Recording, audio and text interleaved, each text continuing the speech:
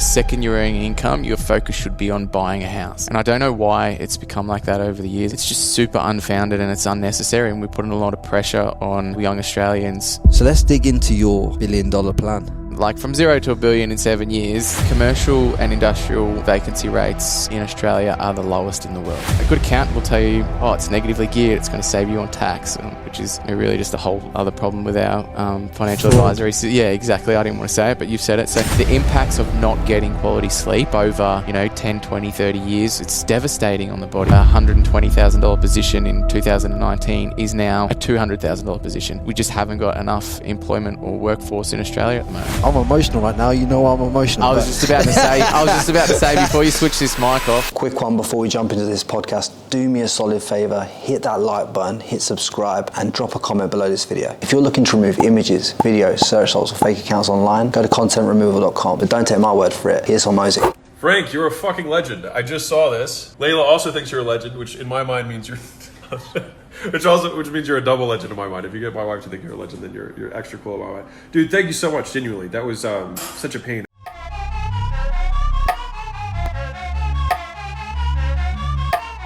Ladies and gentlemen, we are back this week with a guest that drops some wisdom on your ears. And I wanted to give you guys an opportunity to dive in deeper on this residential versus commercial real estate and get more of the mindset and goals and just abilities that this man has from a psychological point of view as well. So I brought Oscar back on the podcast. Oscar Ledlin, welcome back, my man. Frankie Lee, thank you for having me, Rella. Mate, it's an absolute pleasure to have you in my humble St Kilda home for the weekend. And what an abode it is. Look at this place. Mate, you spare no expense, do you? Mate, I just... you know me, mate. I don't like to leave you wanting. You're spoiling us. Mate, I think the best place for this one to start is obviously we went in deep last time into your journey and stuff. And if you guys want to go back and listen to Oscar's journey, that's on the other podcast. But the reason I wanted to get you back this time was I want to break down for the audience the true difference between commercial and residential, and really dive into how that's all structured and how you've come to that. Because some of the comments were like, obviously a lot of the comments on TikTok and some of the comments on Instagram at the time were people not truly understanding. And the reason I thought they weren't understanding at the time was because I didn't think they understood what was a true asset and what's not a true asset. Do you know what I'm saying? Yeah. So I wanted you to talk more into like, the offset of residential versus commercial and how that plays out for you and why you came to that decision. I think the first place to start is removing a principal place of residence from this consideration that we're about to talk about now. I mean, owning your own home, that can or might not be the right move for you for a whole different plethora of reasons, and I've talked about this with you, off the mic before about if I'm moving out of home at 25 years old and I buy an apartment because everybody says, as soon as you've saved a deposit, make sure you go and buy a house. So I buy an apartment. It's the first thing I do. I move in, and 12 months later, I end up in a relationship, and so I have a partner move in with me, and now the apartment's feeling a little bit tight, but, we make do. And then 6 months later, I've grown a business, so I've got a lot more money, and I'm, wanting nicer things in my life, but I'm bound by this house because I bought it 18 months earlier, and the cost of buying and selling houses is just very inefficient. Then we get a dog, and we want a backyard, but we're stuck in this apartment, or, we want to travel. And I think home ownership from a principal place of residence, especially for young people, I think that's detrimental for a whole lot of reasons, or it can be very detrimental. Yeah. And I like to talk just to the fact that, you don't have to buy a home before you're 30. You don't have to buy a home before you don't ever have to buy a home. But in Australia, I think it's so ingrained in us that you finish school, you get into the workforce or uni or whatever you're doing, but the second you're earning income, your focus should be on buying a house. And I don't know why it's become like that over the years, and I just think it's just super unfounded and it's unnecessary, and we're putting a lot of pressure on young people, young Australians, for no real reason. Well, I can speak to this from a UK perspective because like the UK is exactly the same. So in the UK, you know, when you brought up, they want you to buy a house, get the job, and do all that. And the reason I think why we've spoken so much at length off the podcast about this particular topic, and why we're bringing this topic up on the podcast, is because, like, to a lot of people, it actually harms a lot of people doing this, because it actually ties you to this thing that you have to pay for, that potentially stops you from being able to travel and broaden your horizons, stops you from being able to pivot and take risks on that e-com brand. And there's a whole lot of problems. Now, I speak to this, guys, from the point of view as I have a property I bought at like 19 years old that I paid off when I was 30. And there's two ways that me and you have spoken about this, Oscar, and the way I've looked at it is, like, on one hand, you could say, I've always got this thing over here that's bought and paid for as a fallback position, which is the way I look at it now. But there is a cost of opportunity to that, isn't there? The cost of opportunity was, like, how much time I put in to pay the thing off, right? Which we spoke about at length, haven't we? And it's like I wanted you guys to really understand the full spectrum in this of what Oscar's going to go into, because I kind of think from my perspective, like, it's been a positive, but it's also been a negative.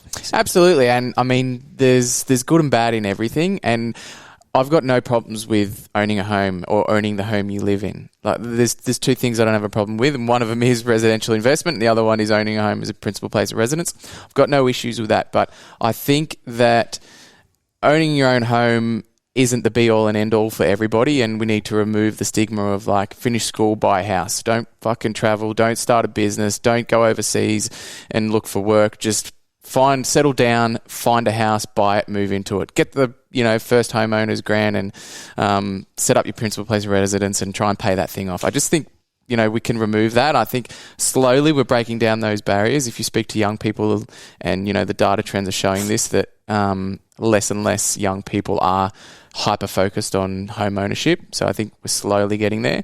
But then the second thing is residential versus commercial property from an investment point of view. And, I won't hang shit on buying your principal place of residence, because there's so many reasons that it can be right for the right people. So I won't, talk bad about that. But when you weigh up residential versus, say, industrial property investment over the last 10 years, like, I'll take on anyone in the performance of industrial over residential in every aspect of financial performance from an investment. Yeah, no. I'm hugely confident about this space, and when I first started talking about it, it was sort of 6-7 years ago, maybe even 8 years ago, and I was less confident, and I was sort of like, commercial property is not as widely spoken about. We should start having a look into that. But I wasn't jamming it down people's throats. But now if somebody wants to have the conversation with me, I will wipe the floor with any residential investment specialist when we compare the last 10 years of, residential versus commercial property performance. I think you could go even further than that. I mean, so the residential from my point of view, just so that I just want the audience to be clear on this. The reason why I think you've said you're not having a go is at the principal residence, right? Just want to understand this from my point of view. Is the fact of, like, you're saying that because you understand that some families, that's their stability net. Do you know what I mean? So that's the perspective you're coming at it from.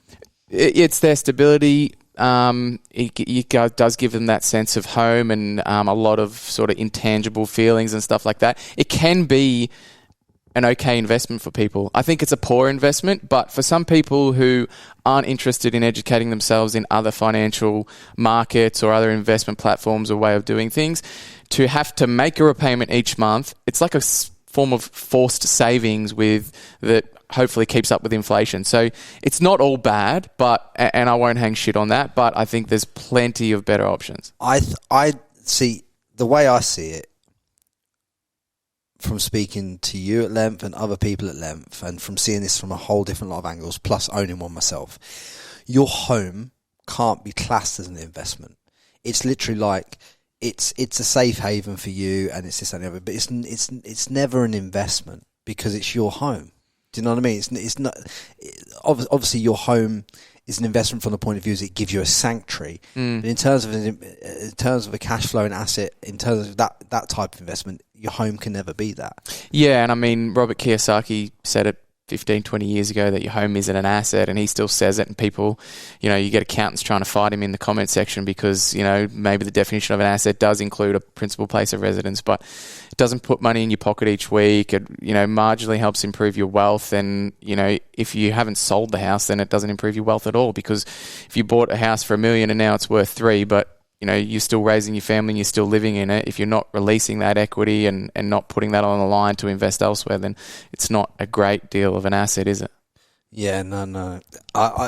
It's been a difficult battle, even for me, to kind of get my head around to over the years, to understand, like, well, yeah, I own a home and it's worth this much, but here's the thing, right? You bought the home for X. When you come to sell the home for Y, because you want to upsize this, that, and the other, I didn't realise this, but if you sell your home before 7 years, you're literally putting yourself backwards on the mortgage. In terms of like they're breaking down the interest, because we were talking about this before. When you move home, like the average person moves home, I think 3 times in the mortgage window. So they might have a 25-year mortgage, but they might have to remove, and the average person moves home every 7 years. 7 or 8 years, yeah. Well, every time you move home every 7 or 8 years and you increase your mortgage, you reset effectively your interest. So by the 7 years, you're starting to get into paying down principal, right? If you're principal and interest, by 7 years, you're getting to that point, right? But when you move again and you up the loan that you're taking on to buy this house, you push that back. Yeah. So you go back to paying interest again, is what I'm trying to say. Yeah.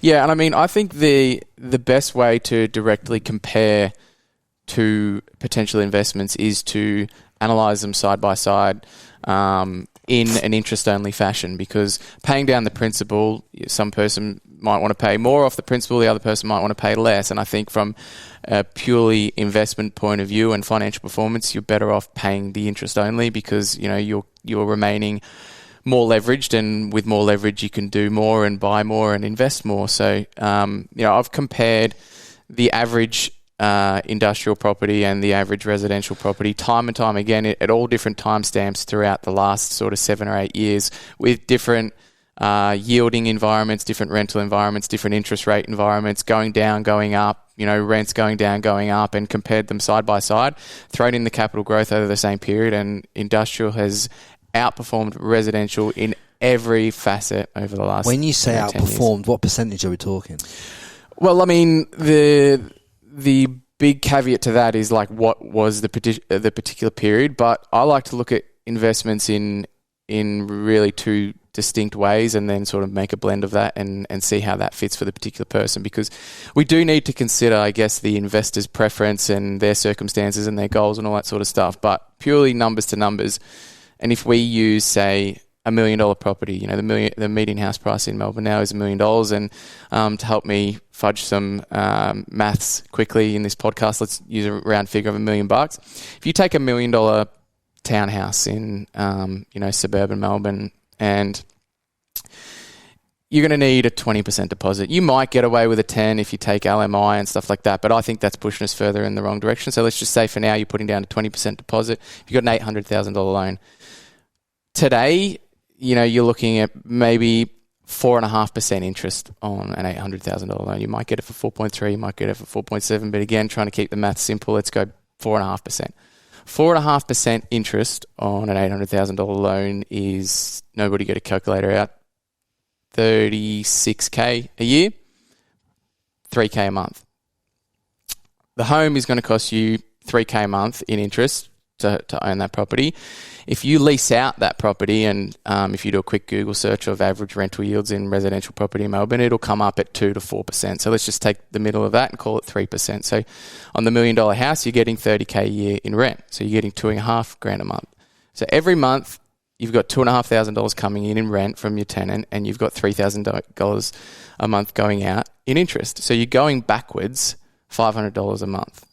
And then throw in on top of that, as a residential landlord, you're required to pay for the outgoings. So super conservatively, let's say $1 million a year house costs you $6,000 a year in outgoings. It's more than that, but again, for trying to keep the round numbers, $500 a month in rates and and outgoings, and add maintenance in on top of that. But so you're going backwards at $1,000 a month. It's $12,000 a year it's costing you to own that property, with it fully leased, with a tenant paying market rent, and that's not taking into account of vacancies, downtime, big unexpected maintenance costs and stuff like that. So you've got that property that's costing you $12,000 a year, to hold. And a good accountant will tell you, it's negatively geared, it's going to save you on tax, which is really just a whole other problem with our financial advisory. So, yeah, exactly. I didn't want to say it, but you've said it. So you've got a townhouse in Melbourne costing you $12,000 a year to hold.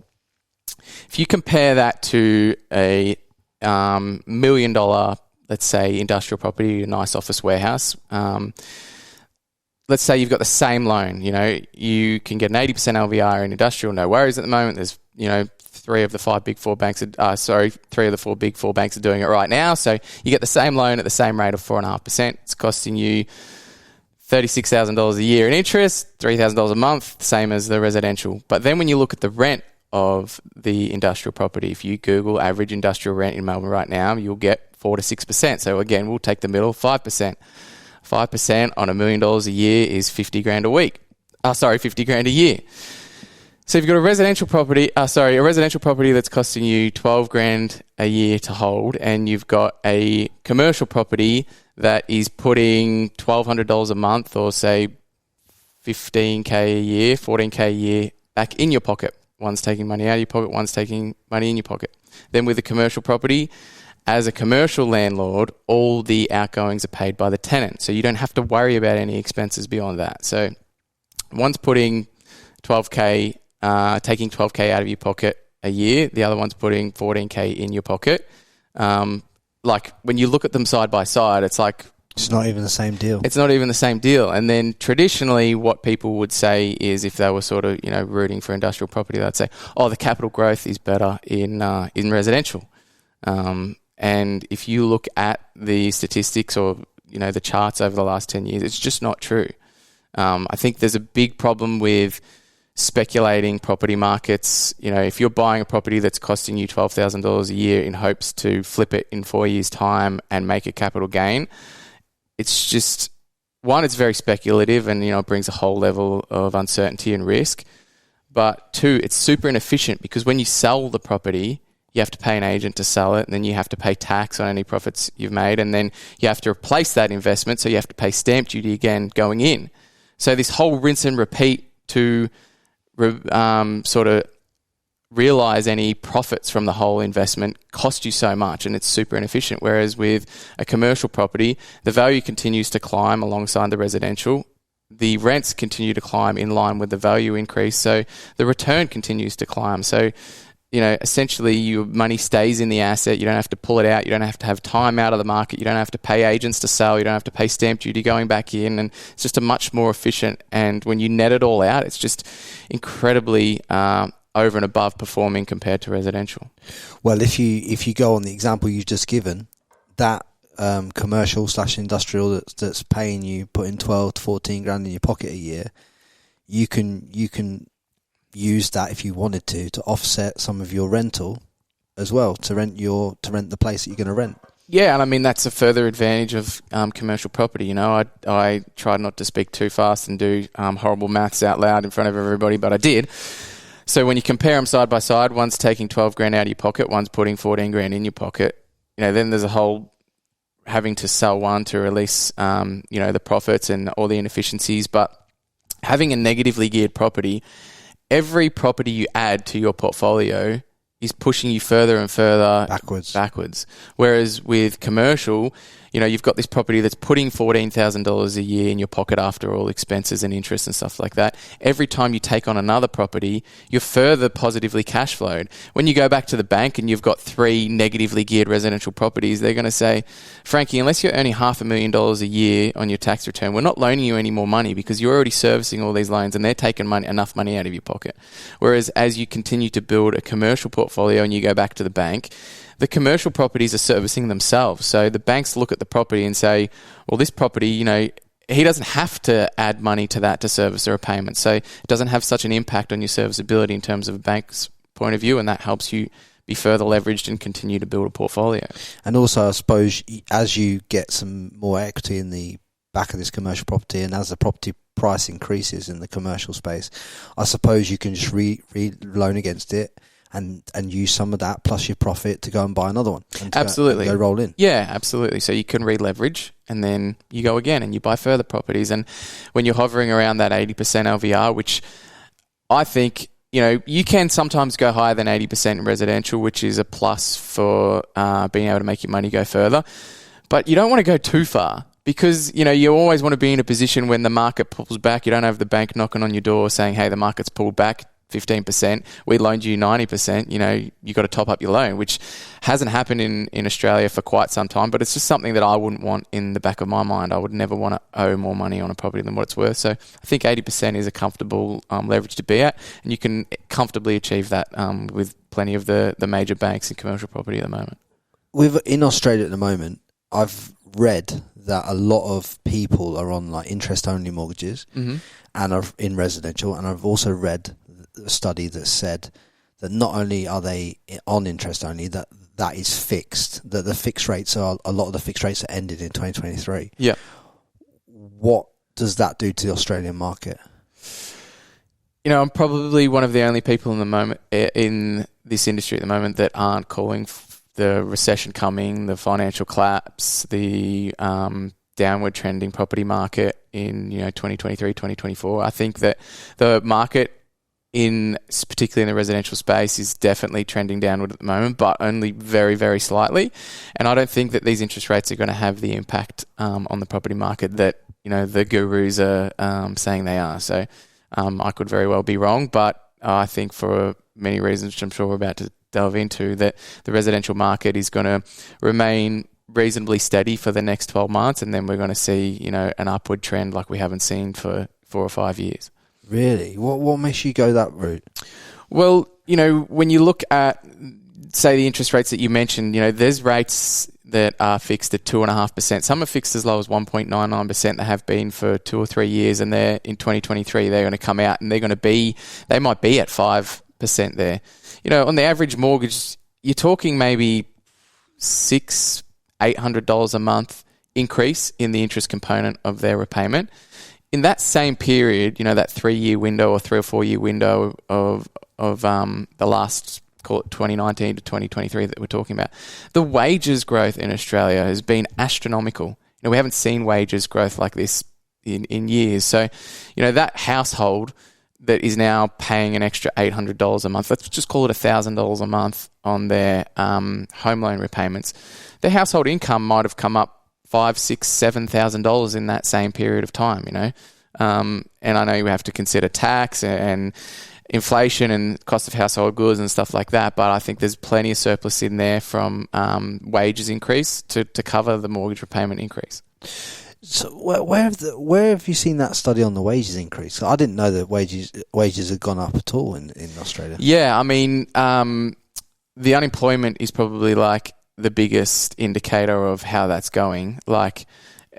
And as recently hiring for myself, if you look at any major corporation in Australia, and I'm not, that wasn't a segue from me into that. I'm by no means a major corporation, but if you look at any of the major corporations in Australia, they are all begging for employees. They're all paying far above award wages. They're all, they're fighting over employees. And I'd recently been trying to hire for a finance position in my business, and the the review of what is now the standard payment for this finance position compared to what it was 3 years ago is just astronomically different. The same in the construction industry, and I can only talk about the details of the industry in the end because that's what I'm seeing. But, what was once a $120,000 position in 2019 is now a $200,000 position. And wage growth to that level isn't, concurrent across all industries in Australia, but in my industry, it's been astronomical.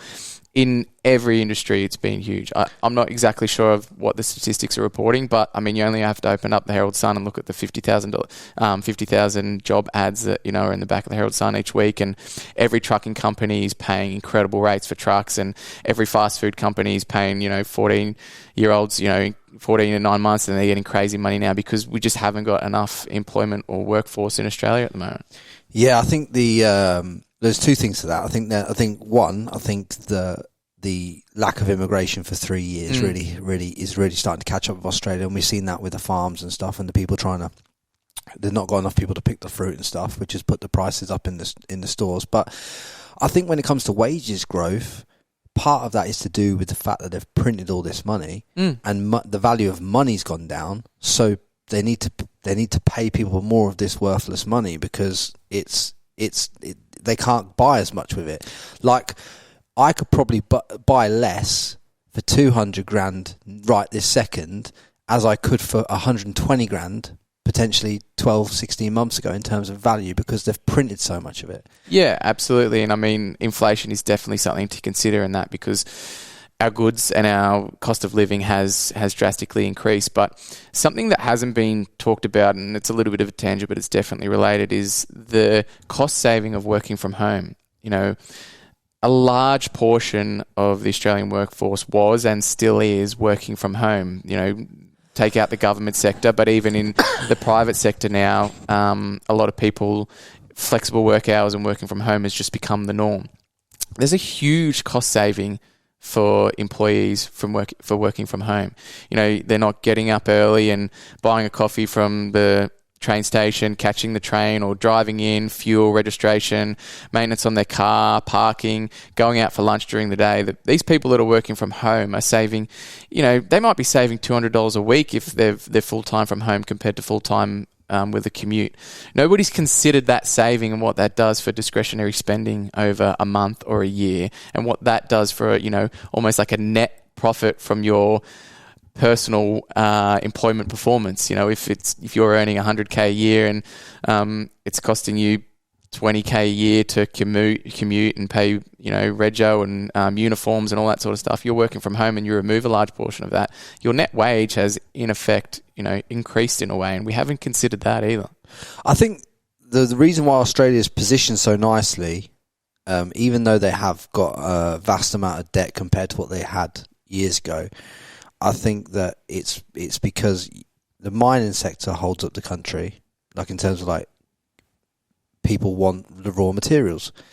It's got good agricultural and farming, and also the fact of like people want to move here at scale, and they haven't got enough houses and enough stock and enough factories potentially for all the businesses and the brands and everything else to want to move here. So am I right in thinking there's probably in the commercial space, is there a lack of commercial and industrial property coming to market that's of the right spec for the brands? The commercial and industrial vacancy rates in Australia are the lowest in the world right now. We have the most highly sought after industrial property in the world within Australia right now. Melbourne and Sydney leading Australia, but Australia as an average is leading the world in terms of vacancy. So we have a 1% vacancy rate in industrial property across Australia, which is incredibly low. There just aren't enough industrial just spaces. Break down so that they're fully aware. What are you classing as industrial property?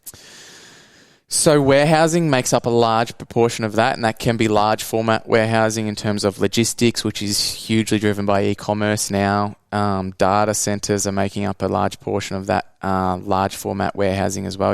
Data takes up a lot of room, and all these I'm going to say computers, but whatever they are that are in a data center are taking up a lot of industrial space, and then right down through to smaller industrial spaces like we specialize in, where we have e-commerce businesses, artists and artisans and that sort of thing that are operating small businesses that they don't need the retail presence anymore because of digital marketing, and the way that they're attracting their customers now isn't that physical presence of driving down a main street or through a mall or something like that. And that is just feeding the need for industrial property. And I think we're right in the middle of a long-term trend. Yeah, no, I think you're right. I mean, it helps as well. It's like when I go back to England and I look at industrial property, Australia, in terms of the way that Australia is designing industrial property, from brand spanking new stuff is pretty out there, leading the way, like especially what you're doing, because I don't see a lot of those type of industrial estates in England at the minute. I see a few locally when I go back, but a lot of the English industrial is like conversions and stuff. Mm-hmm. They're converted, or there's these massive warehouses built on different pieces of land and stuff. But I do think that having those, when you walk into your commercial property, right, and walk in there, and you've got that mezzanine floor, like with the office upstairs, you got that place for whether you want to have your art studio down there, or your car, or whatever you want to do down there, whether you want to have a little workshop, etc., etc. That is the way people are going, because people even live in them now. Not yours specifically, but people even live in industrial. Yeah, and I mean, we're seeing more and more councils become accustomed with and welcoming of caretakers permits, which is essentially the documentation you need to be able to live in the commercial residence. So it's definitely heading in that direction. And I think as we move more and more away from large multinational corporations with tens of thousands of employees to, very small sole trader type businesses that might have one or two employees, if they have any, they require more and more of these spaces, and they don't need to be in a retail presence anymore. So that's where we're coming into it. Yeah, I agree with you, mate. I agree, and I want to have a little bit of a pivot from this property stuff. Yeah, let's do it. Because I don't want to. I think we've gone as deep as I want to go on that in terms of what I wanted them to get. I just wanted to really dive into that, mate. To further go on from your original podcast, because I just wanted to break that down, which I think you've really covered for us there.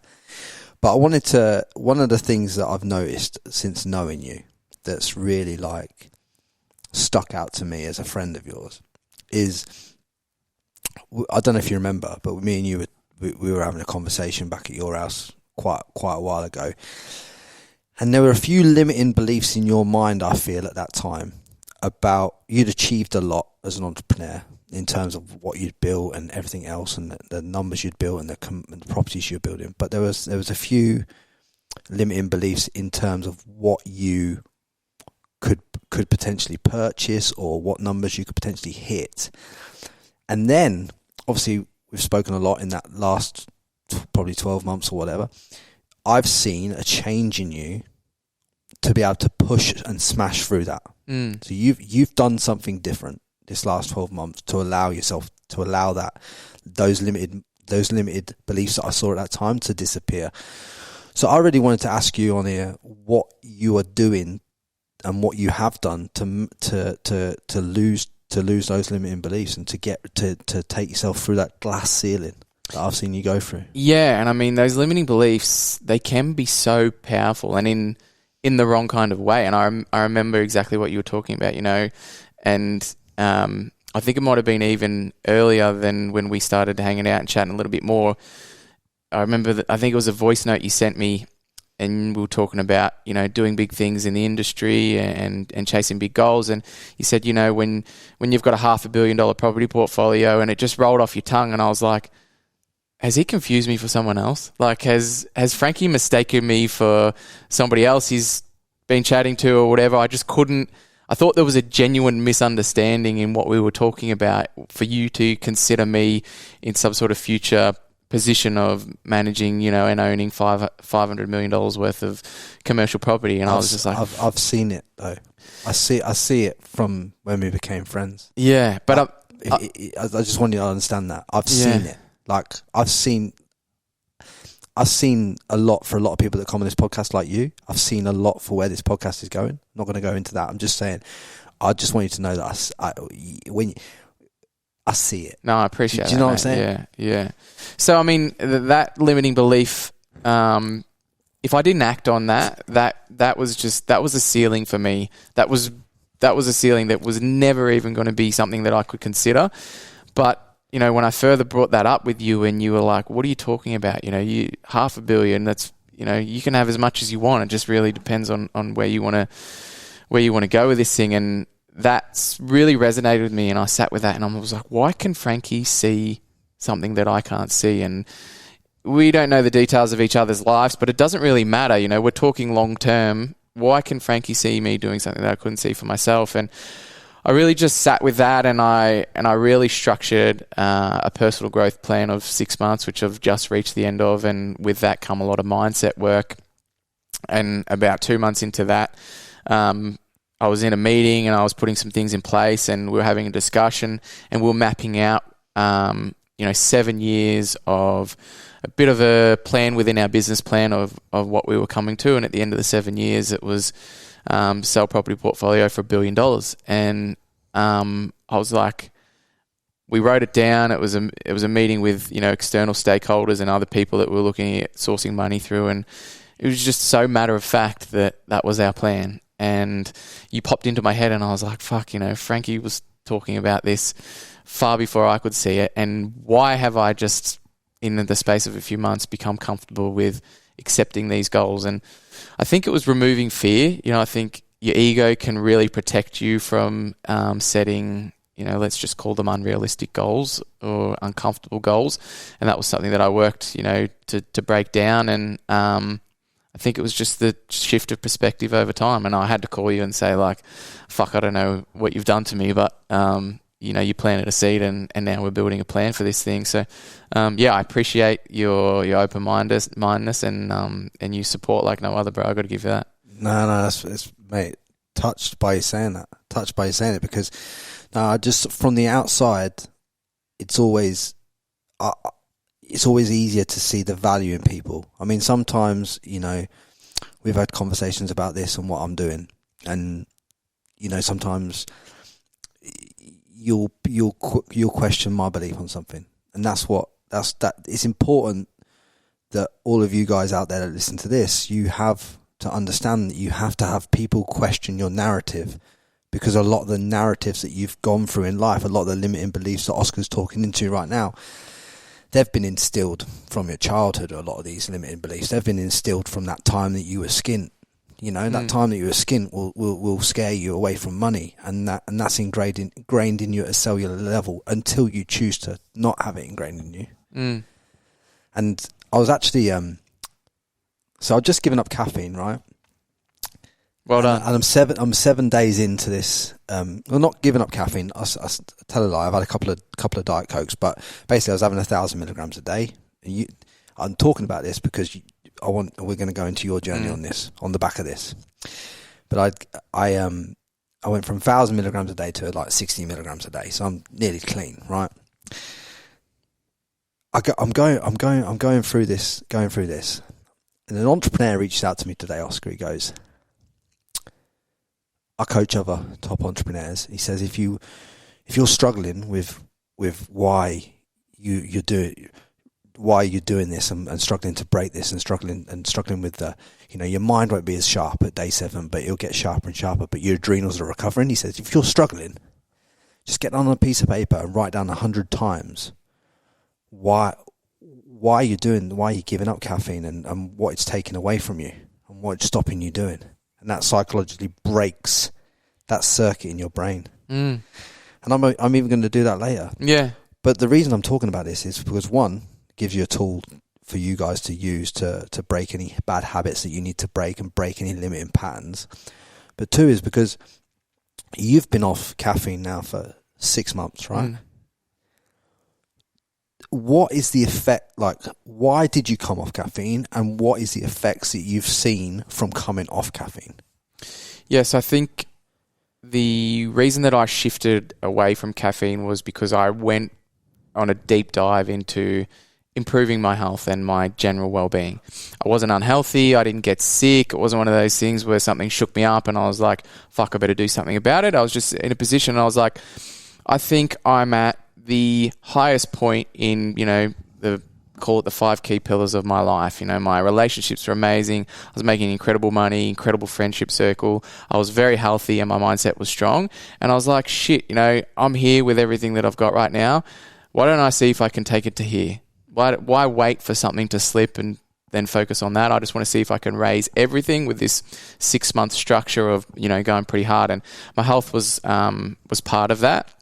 And I had my bloods done by a couple of different specialists, and something that come up was that my body was showing early signs of adrenal fatigue, and it wasn't appearing anywhere in any symptoms yet or anything like that, but my blood work just showed early signs of adrenal fatigue. And apparently, 10, 12 years of sleeping for 4 or 5 hours a night and running at 1,000,000 miles an hour and setting crazy goals and living at the edge of my comfort zone had sort of started to take its toll a little bit on me.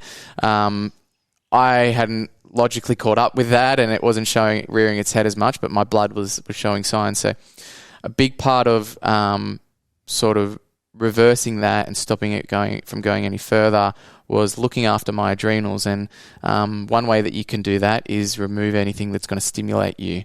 And for me to remove lifestyle factors that are going to stimulate me wasn't a consideration. I'm 30 years old. There's no way I'm not hanging out with the boys and having a bit of banter. There's no way I'm not taking on unrealistic property deals and trying to close them or these sort of things. So I'm like, well, I don't want to do that shit. What can I do? And then caffeine. Caffeine is as stimulating on your body as any of these other major factors. And the benefits of caffeine, I was like, they don't compare to what I'm getting from these interactions like this or the high stakes meetings or, these sort of risk-taking activities that we divulge in or undertake. So it was caffeine. I was like, I'll give it up. So I stopped then and there. And the results for me, it probably took 60 days to be like what I think is my new benchmark of, I guess, well-being and comfort in like my general life. So the first 30 days, or I didn't get withdrawals, which was super interesting. Didn't get any withdrawals. I was maybe a little bit less energetic and maybe a little bit more tired, but I think at the same time I had increased my sleeping hours from, sort of 4 to 6 to 7.5. So 4. You're getting 4. Yeah, infrequently, but it was always that sort of 4 to 6. And I bumped that up to 7.5. So I think that was like a real balance to removing the caffeine for that immediate, 7-day withdrawal period. But coming off the back of that and now, having been, clean from caffeine for nearly 6 months, I'll just never go back to relying on caffeine like I was. I'll drink caffeine and I haven't, but I will drink it and I'll use it for, occasions where I want to, I guess, enjoy the upliftment of, that, I guess, boost of caffeine. But I'll use it very carefully and I'll never rely on it like I did before. So, I mean, some of my experience has been, I think the easiest way to describe it is, those mornings or let's call it an afternoon when you've just had the best day. The sun's shining, you walk outside, it's nice temperature, you feel the sun on your skin, things go well throughout the day and you just remain in like a nice upbeat mood for the day and you're just like, fuck, I've had a good day. That's how I feel every day. I don't think it's any miraculous feeling that I haven't felt before. It's like, I haven't quit caffeine and now I've got more energy than I've ever had and I'm super fast and super functional and all this sort of productive shit. It's not like that, but I'm operating at my best every single day and I don't want to risk going back to that feeling of it's 3:15 and I want to get a couple of more hours work done and I'm starting to crash and I better get a coffee. I just don't want to be in that position where I feel like that anymore. I want to be in that level elevated state, for the, whatever it is, 16 hours a day that I'm awake. And it's just, I suppose, it's taking back that control as well. Absolutely. And I mean, everybody knows what too much caffeine does to us. If somebody, you hear the often story, somebody has a pre-workout in the morning and they grab a coffee on the way to work, and they have a meeting, so they sneak another one, and like, it's probably more than I should have had. And then they have an impromptu meeting following that, and somebody gets them a coffee, they're like, fuck, I better drink it now. And all of a sudden they're like an anxious, nervous, sweaty wreck because they've had way too much stimulation. I think like that way of experiencing caffeine and having too much just shows you what the little amounts are doing along the way. And I think we just need to be more careful with that. Mate, I was doing a pre-workout in the morning, and then a couple of monsters and a couple of bangs, mate. Every day. Yeah. At this height. Just because, and I realised it was because I was chasing the dopamine hits that other people get from like drugs and smoking and all this other stuff that they do.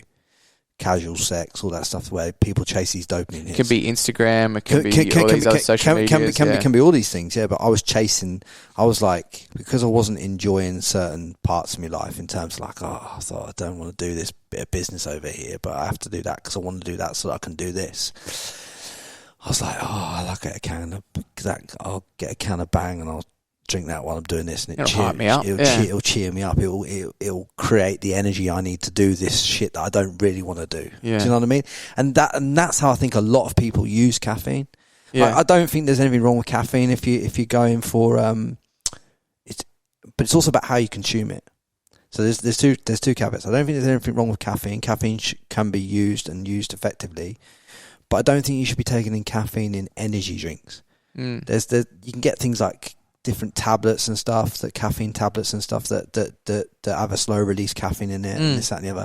You can get cleaner energy drinks that kind of don't hit you like that. But those bangs, they taste bloody beautiful. but they send you off a cliff. Yeah. They literally drive you into a wall. Yeah. Like, do you know what I mean? And sleep too, man. Like, the other thing was sleep. When I studied a little bit on the impacts of caffeine and the half-life of caffeine and what it does to your sleep. And for me, something that I really wanted to make as effective as possible was my quality of sleep. Because if I'm not going to put the time aside to get 8 hours sleep a night, if I'm going to scrape through with 7, 6.5 sometimes, I want it to be the most effective 6.5 hours of sleep that I can get. And I want to wake up after 6.5 hours sleep and feel like I've slept for 10. And removing caffeine was a game changer for that. Well, the half-life that you're talking about, so if you drink a Monster at 9 a.m., it by 9 p.m. it's still in your system. Yeah, because for the first 6 hours it has the full life, and then for the following 6 hours it has half life, and then for another 6 hours after that it has a quarter life, doesn't it? It's exactly right. So think about this: at 9 a.m. you have a Monster, and at 9 p.m. 25% of that Monster, or the caffeine from that Monster, is still in your system while you're trying to sleep. This is at 9 p.m. at night. So let's think about in another way: is you have a Monster at midday. At midnight, 25% of that caffeine is still in your system, which is like, oh, it's a bit weird. But if you put it in another perspective, you go to bed at 11 o'clock at night, you wake up at midnight, you get up, you take a leak, and you have 25% of a Monster and try and go back to sleep. It's exactly the same amount of caffeine that's in your system from, your midday Monster that you had earlier. When you position it like that, you're like, I wake up and have a quarter of a double shot latte in the middle of the night. Why would I do that? It's going to ruin my sleep. It's exactly the same thing when you have that midday coffee. Yeah, and you go through that period of being more tired because you're a dream.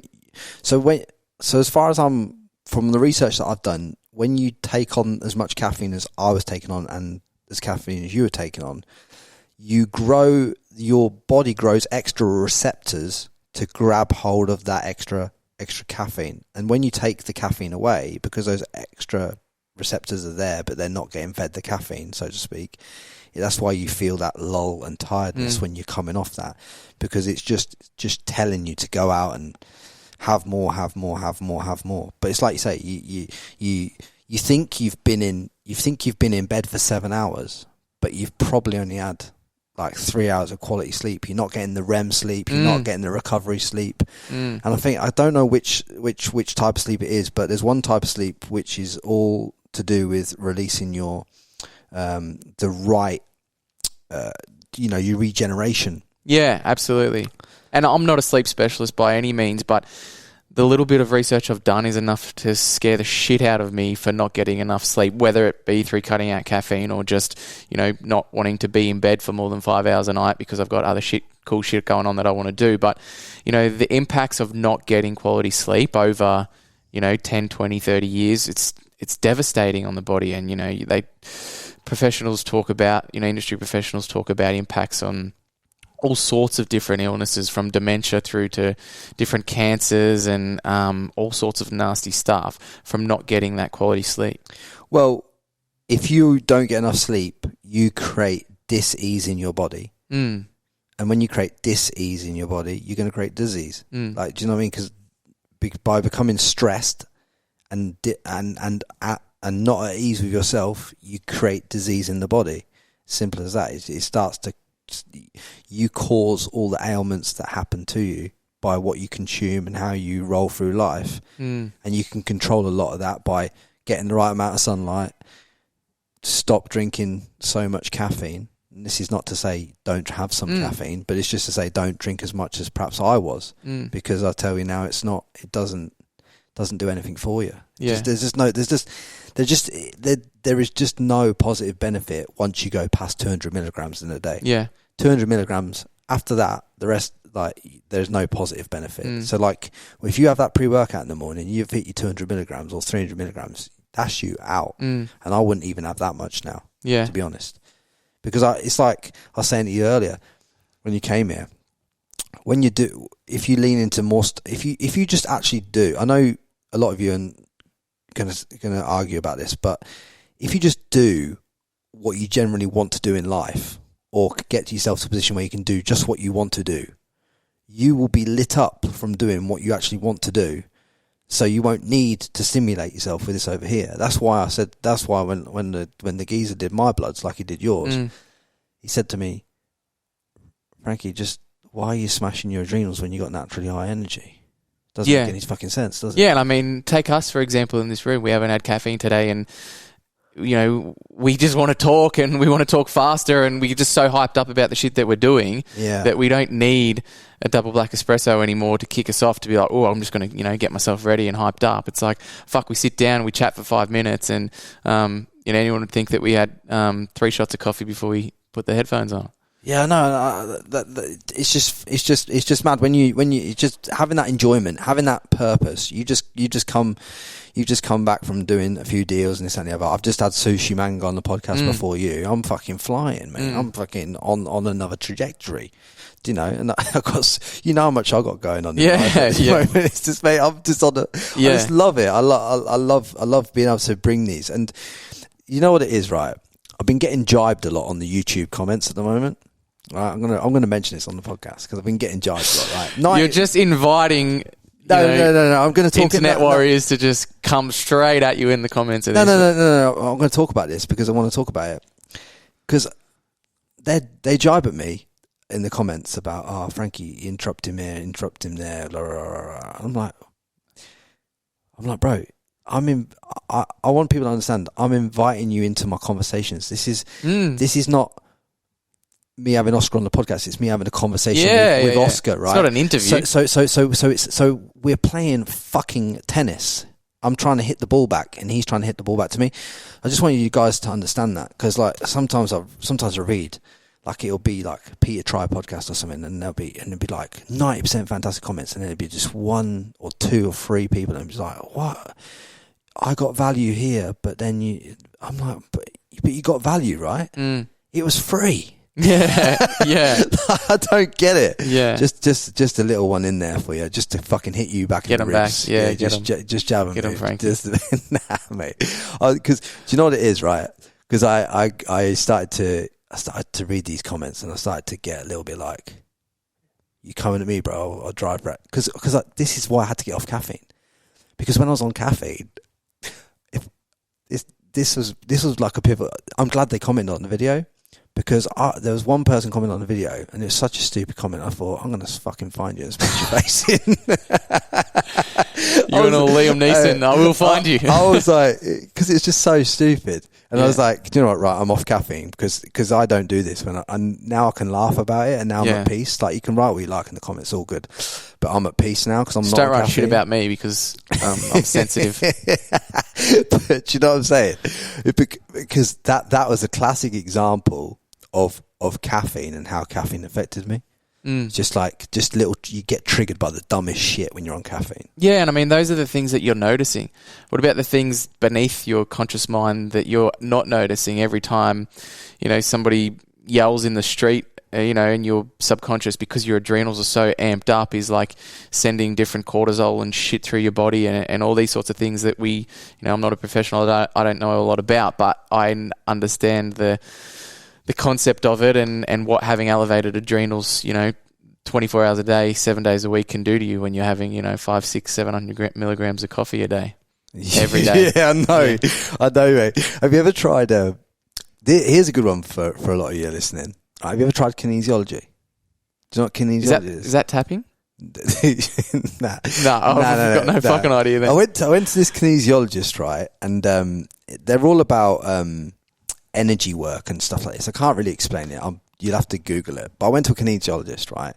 And he touched, like, this is going to sound like I'm talking about the Catholic Church. He touched you. Yeah. He touched different parts of like my. He said to me. He told you couldn't tell anyone about this. He said, "Don't do a podcast, Frankie." He touched different parts of my head, and he said, "Have you ever had any head trauma?" And obviously, I sparred a lot in boxing because obviously we both have. And he said, "Have you ever had any head traumas?" And I said to him, "No, I haven't." He said, "Never been hit?" Never. No, yeah. I wish. Look at this fucking state on my nose. He said to me, "Have you ever had any head traumas?" I'm like, "No, I've not had any head traumas. I mean, I had one concussion, but I just won't say anything because I'm hard, didn't I?" Yeah. And anyway, he touched different points of my head, and he goes, and I could feel like this warm energy going through my head, and I'm like, what the fuck's this? I've not felt this before. And he goes, there's trauma here, and and it just started to become like pulse, like pain in my head. And then he did this little clicky thing on my skull and clicked back on my ears and stuff, and clicked these different and it was like a bag of bricks was coming off my back, bro. No word of a lie. Yeah. And he did this gait test, right, where they lay you down on the bed and they lay your feet out straight, right, and they check your gaits, right. And I don't know how whether this is true or not, but let's just say I'm talking complete bollocks, and it's all hooroo guru, but it helped me in the mind. Let's just say that. So it was what do they call that? What do they call it when that happens? When you take a pill, but there's nothing in the pill. But I don't know. Here's someone in the comments going to tell us. Yeah. Here's someone in the comments. Yeah. This is why. But anyway, check it. He basically said that I was stuck in fight or flight mode, and he said, "I bet you'll be sore in the Achilles." And he squeezed my Achilles, bro. My Achilles was fucking painful. And he did this stretch on the Achilles and clicked my fucking ankle in certain ways, like a chiro would, but in a kinesiology way. And mate, I've been golden since. Wow. This kinesiology stuff, I don't understand it, but I realise these hooroo guru things, I don't need to understand them. As long as I walk in, I pay me whatever, $100, whatever. I just believe, and I walk out and I feel better, is what I'm trying to say. I'm like, well, I'll tell the audience about that then. Give me the sugar pill if it makes me feel better. Give me the sugar pill. Yeah. If it's just a problem in my mind, and I take this sugary pill over here, and it solves the problem in my mind and allows me to go and make more money, more impact, more in the world, then I'm cool with it. And that's just one of the things. Like, just the reason I say this is because we should all be willing to try these different modalities. Because we don't know what works for us and what doesn't. Yeah. I thought breath work was bollocks before I did breath work. Fucking hell, on the first session of breath work with Lena, I was crying like a fucking baby. Yeah, because of all the emotions I've moved out my body. What are you doing in your personal life now that's like equivalent to that? I mean, I'm doing breath work. I'm not doing it to the depth that you've done it.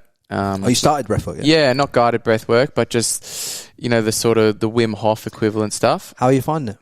Yeah, I mean, it's for me, it's an alternative to meditation because, like, I just couldn't meditate as often as I should.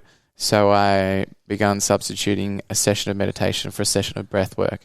And that really helped me stay more consistent with, regulating my nervous system and quieting my mind a little bit. And breath work I look forward to. Meditation, I'm always fighting to sit myself down and quiet my mind. And I just never want to put the time aside for it. So breath work I'm doing. Yeah. So there's a thing about that. There's the breath work's active. Whereas your meditation is a passive thing. You have to sit with yourself with meditation, whereas you have to breathe into yourself with breath work. Do you know what I mean? And shift through. I personally prefer breath work than I do meditation, but I think you kind of have to have both side by side. But I think you get into meditation through breath, if you know what I mean. Yeah, absolutely. When you've done 3 or 4 rounds of hard breathing at the right rate and the right pause at the top and the holds, when you shift through that, when you're holding that breath at the top or at the bottom, either way, that is the meditation right there. Because in that breath hold, and when you feel the tingle sensations you get when you're in that breath hold, and you get them tingle sensations, that to me is the meditation. I'll tell you something about this, right? I went to another weird event the other day. I've got to tell you. You're going to stay away from these churches? No, I've got to stay away. But I've got to tell you, because it's powerful. I went to this spinal energy healing. This girl said, come to the spinal energy healing. I'm thinking, fucking hell, I'm Huru Guru, but this is getting a bit more woo-woo now, isn't it? I go there, bro, after I'd made the decision of what we talked about off podcast. So I lay down, and we're doing this breath work lay down. Bro, I went to a different dimension. Like, we did 3 or 4 rounds of this breath work, and I must have had some things that I still had to process. And in this state that I was in, bro, when I was there and I was laying down and I'm going through all this journey and I'm doing the breathing, and I could feel a presence. And obviously, the woman or the women hosting the session, they were taking care of everyone who's breathing through this journey, breathwork journey with spinal energy healing. She came round and tapped the different places where energy was trying to shift. So, like, if you got if they could see it, because obviously you're breathing like this, right? Yeah, breathing like that, and then different. Where the energy gets stuck is where you got a blockage. So there's a blockage in my throat, and this and boom, and it just like then let out and flowed. It was the most profound thing I've ever been through. It just changed. It just shifted something in me. Just completely shifted something in me. Again, woo as. Yeah. Don't do it every week, but I'm just leaning into more of that stuff. Yeah. And I mean, health for the last 6 months has been an incredible focus of mine, and like I've definitely taken things further than what I thought I would, and I've sustained them better than what I thought I would too. Some of the shit that I'm doing is it's not hugely alternative or anything like that, but just keeping everything in line for 6 months like that, it's taken some work, but I mean, I feel great and I look great. No. You fucking hell. But you know what I mean, though? Honestly, that's just it. All of you that are still here.